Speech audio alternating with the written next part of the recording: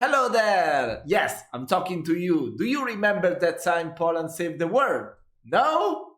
Me neither. So let's check out the video and see it for ourselves. Let's go.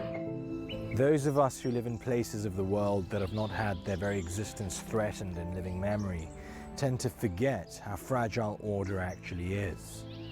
Everything that you love, your family, your country, your freedom, those things that are taken for granted actually have defined boundaries. Those things exist because men stand ready to do violence and defend them in the night against those who would take them away from you. There is a place, a frontier of sorts, where such men have stood guard for centuries. A place where East has repeatedly collided with West. A rampart which shielded the Western world against enemies many were not even aware existed. Okay. The Mongols, the Tatars, the Ottomans, and merely 100 years ago, the Soviet communists, who were keen to push their totalitarian ideology westward.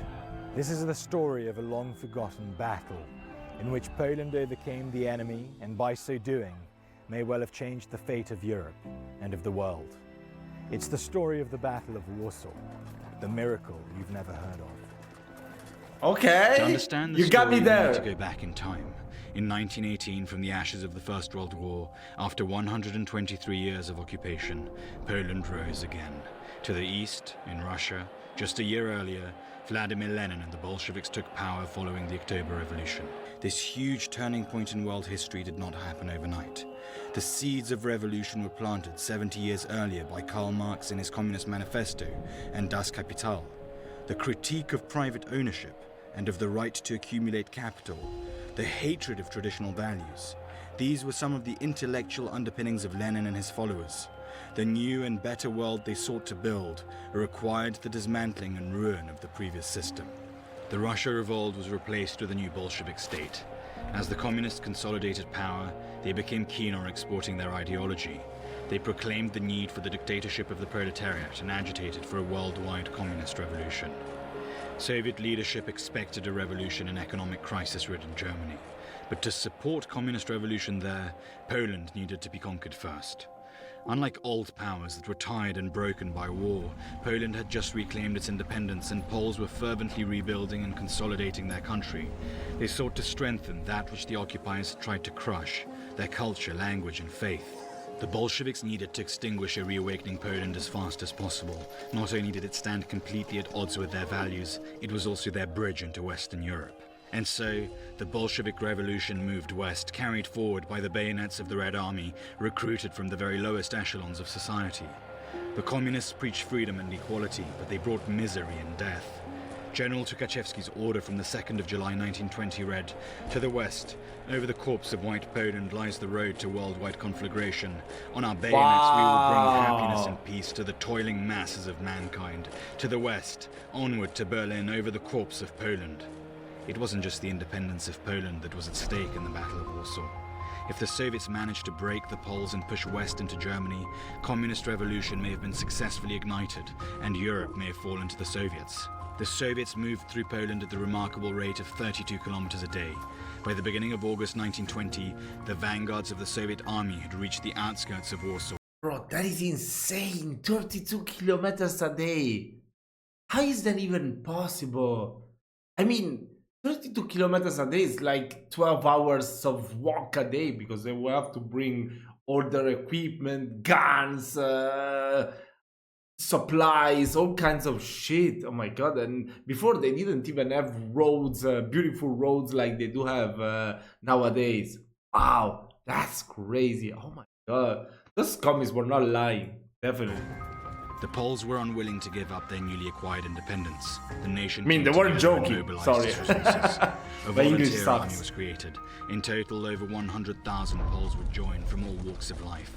Peasants and aristocrats, students and workers, Boy Scouts and intellectuals alike enlisted to defend Poland.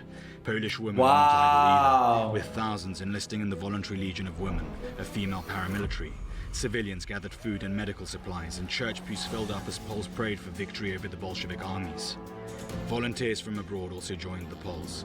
Americans formed the Kościuszko Volunteer Flight Squadron, the French sent an advisory group, and the Hungarians supplied ammunition.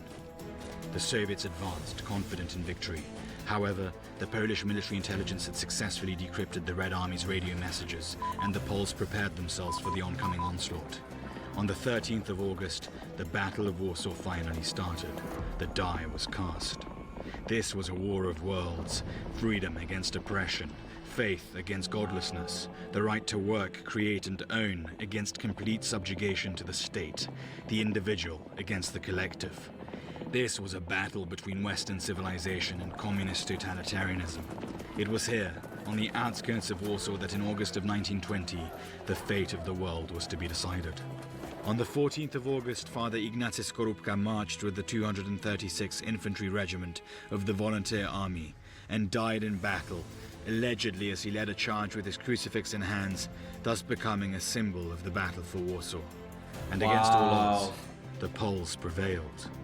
It took the tactical genius of Field Marshal Piłsudski, General Rozwadowski and General Haller, the courage of Polish soldiers and the mobilization of the whole country to overcome the Soviets. At the end of the 15th of August, the Soviet advance was finally halted, and on the next day, Field Marshal Piłsudski led the successful Polish counteroffensive. Since the victory occurred on the Feast of the Assumption, the battle came to be known as the Miracle of the Vistula.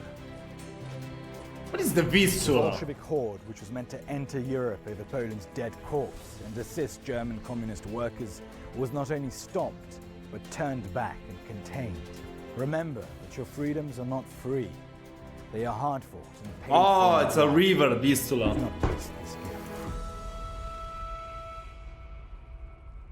Ah, that was a really cool video, but I always look at this stuff when I hear this type of stuff, like change the course of history.